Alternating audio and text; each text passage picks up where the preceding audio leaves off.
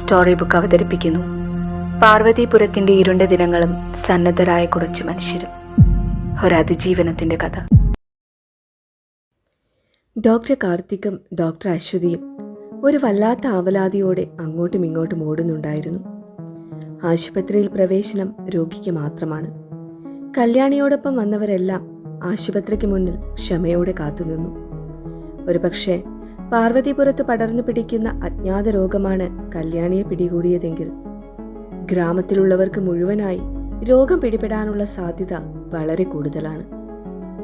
പാർവതീപുരം ആശുപത്രി അജ്ഞാത രോഗത്തിനായി സജ്ജമായപ്പോൾ ചെറിയ വല്ലായ്മകൾക്കും മറ്റും ഡോക്ടർ ജയചന്ദ്രന്റെ മേൽനോട്ടത്തിൽ മരുന്നുകൾ എത്തിച്ചതും അവരുടെ അവസ്ഥ വിലയിരുത്തിയതും കല്യാണിയാണ്.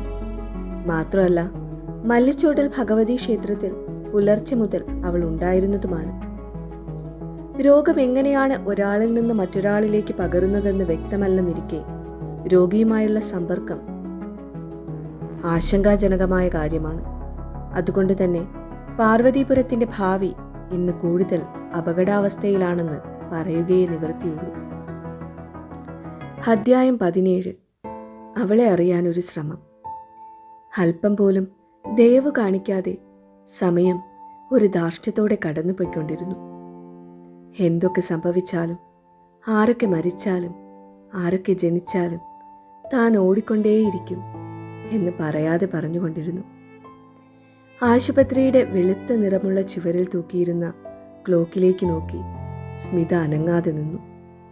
അവൾക്ക് സമയത്തിൻ്റെ ആ ധാർഷ്ട്യത്തെയാണിഷ്ടം. അവളും സമയത്തെ പോലെ ആകാനാണ് ആഗ്രഹിച്ചത്. തൻ്റെ ചുറ്റും എന്തൊക്കെ സംഭവിച്ചാലും ചെയ്യേണ്ടതെന്താണോ അത് ചെയ്തുകൊണ്ടേയിരിക്കുക. ലാഭമോ നഷ്ടമോ സന്തോഷമോ ദുഃഖമോ സമയം കടന്നുപോയിക്കൊണ്ടേയിരിക്കും. അവളും അങ്ങനെ തന്നെയാണ്. ലാഭമോ നഷ്ടമോ സന്തോഷമോ ദുഃഖമോ മുന്നോട്ട് പോയിക്കൊണ്ടേയിരിക്കും. തിരിച്ചൊന്നും പ്രതീക്ഷിക്കാതെ ചെയ്യേണ്ടതെന്താണോ അത് ചെയ്തുകൊണ്ടേയിരിക്കുക. അത്രയേ ഉള്ളൂ ജീവിതം. അവൾ ഇടയ്ക്കിടെ സ്വയം ഓർമ്മപ്പെടുത്താറുള്ള ആ വാചകം ഒരിക്കൽ കൂടി മനസ്സിൽ പറഞ്ഞു.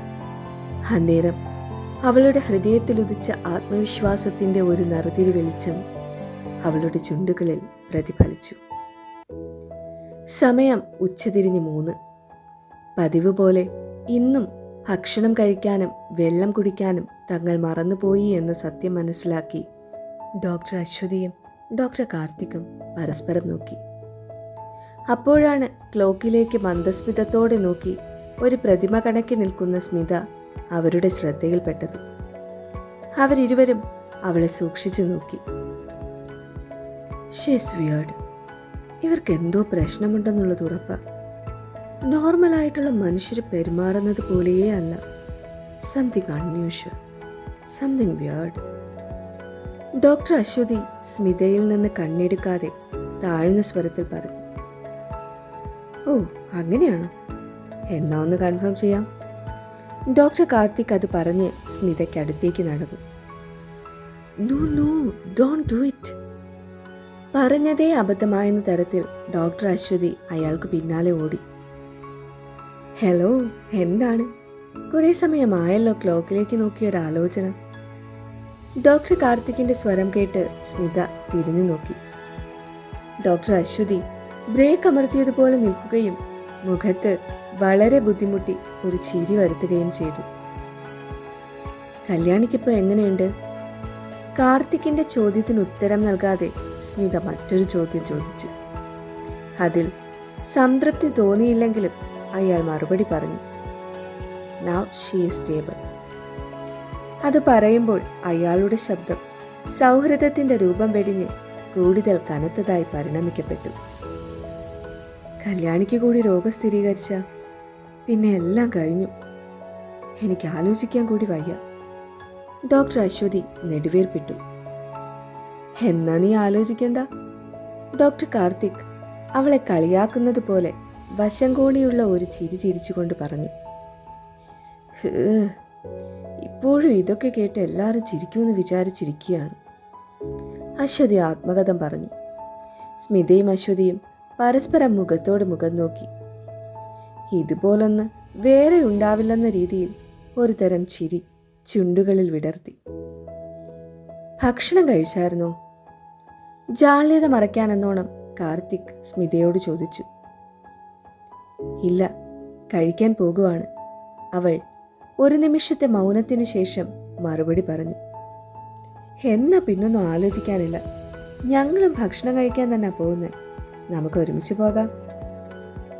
സ്മിത തൻ്റെ ഇടതുപുരുകം ഉയർത്തി ഒരുതരം കൗതുകത്തോടെ കാർത്തികിനെ നോക്കി. അയാളും തൻ്റെ പുരുകങ്ങൾ ഉയർത്തി മുന്നോട്ട് നടക്കൂ എന്ന അർത്ഥത്തിൽ 2 കൈകളും മുന്നോട്ടാക്കി അതിഥിയെ ആനയിക്കുന്നത് പോലെ ആംഗ്യം കാണിച്ച് മനോഹരമായി പുഞ്ചിരിച്ചു. മറുത്തൊന്നും പറയാൻ ഇനി അവസരമില്ലെന്ന് തോന്നിയത് കൊണ്ടാവാം സ്മിത മുന്നോട്ട് നടന്നു. കാർത്തിക് അശ്വതിയെ നോക്കി. അവൾ എന്ത് ചെയ്യാനുള്ള പുറപ്പാടാണെന്ന നിലയ്ക്ക് 2 കൈകളും ചോദ്യഭാവത്തിൽ ഉയർത്തി. അതൊക്കെ ഉണ്ട്, നീ വാ. അവളുടെ കൈ പിടിച്ച് വലിച്ച് ഒരല്പം വേഗത്തിൽ നടന്ന് അയാൾ സ്മിതയ്ക്കൊപ്പമെത്തി. അവർ ആ ഇടനാഴിയിലൂടെ നടന്ന് ഒരു ചെറിയ മുറിക്ക് മുന്നിൽ നിന്നു. ഇവിടെയാണോ ഭക്ഷണം കഴിക്കുന്നത്? സ്മിത സംശയത്തോടെ ചോദിച്ചു. അതെ. കാർത്തിക് കൂടുതലൊന്നും ആലോചിക്കാതെ അത് പറഞ്ഞുകൊണ്ട് വാതിൽ തുറന്ന് മുറിക്കകത്തേക്ക് കയറി. പക്ഷേ എനിക്കുള്ള ഭക്ഷണം ഞാൻ വാങ്ങിയില്ലല്ലോ, സ്മിത വീണ്ടും ഒന്നും മനസ്സിലാകാതെ പറഞ്ഞു. അത് കേട്ട് അശ്വതി പുഞ്ചിരിച്ചു. അതാണ് പാർവതിപുരത്തിൻ്റെ പ്രത്യേകത. ഇവിടെ രോഗികൾക്കും ജീവനക്കാർക്കും എല്ലാ ദിവസവും നല്ല ഭക്ഷണം മുടക്കമില്ലാതെ എത്തും. ഇഷ്ടാനുസരണം, ആവശ്യാനുസരണം എല്ലാവർക്കും കഴിക്കാം. ഈ പാർവതിപുരത്തിലാരും വിശന്ന് മരിക്കില്ല എന്നത് 100ൽ 200% ഉറപ്പാണ്. അശ്വതി അത് പറയുമ്പോൾ അവളുടെ കണ്ണുകൾ തിളങ്ങുന്നുണ്ടായിരുന്നു. അല്ലെങ്കിലും പാർവതിപുരത്തെക്കുറിച്ച് സംസാരിക്കുമ്പോൾ അവളുടെ കണ്ണുകൾ തിളങ്ങാറുണ്ട്. അങ്ങനെ അവർ മൂവരും ഒരുമിച്ചിരുന്ന് ഭക്ഷണം കഴിച്ചു.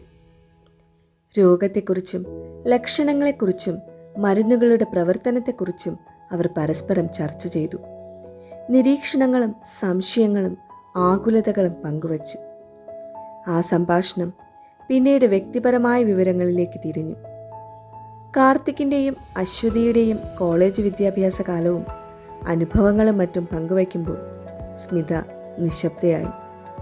അവൾ അവളുടെ ജീവിതം ചികഞ്ഞെടുക്കാതെ മറച്ചു പിടിക്കുകയും അശ്വതിയും കാർത്തിക്കും തമ്മിൽ ചെറുപ്പം മുതലുള്ള സൗഹൃദം ഇപ്പോഴും നിലനിൽക്കുന്നു എന്ന വസ്തുത അതിശയത്തോടെ നോക്കിക്കാണുകയും ചെയ്തു.